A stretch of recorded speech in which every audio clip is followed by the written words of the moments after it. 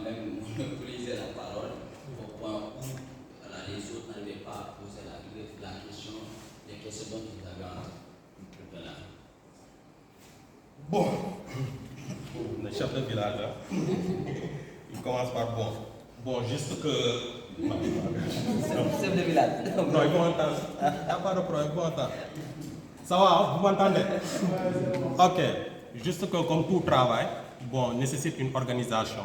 Si on s'était très bien organisé dans le début, on pourra bien travailler ensemble afin qu'on puisse atteindre nos objectifs. Donc, puisqu'il n'y a pas eu d'organisation, c'est pour cela qu'il y a eu des questions qui viennent de gauche à droite, mais il y a eu aussi des questions qu'on répète. Mais d'une part aussi, je me suis dit que cette répétition est d'une part positive. Parce qu'il y a des questions qu'un collègue peut poser et l'autre propose ça, mais on constate une différence par rapport aux réponses que la proposition a données. Je ne sais pas si vous avez le constat.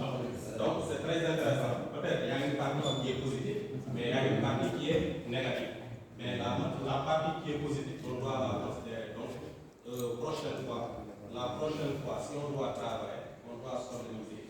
C'est-à-dire au moins choisir un assesseur, quelqu'un qui va organiser le débat, et bon, choisir aussi les questions à poser afin qu'on puisse atteindre notre objectif par rapport à l'entretien avec Madame la Productrice.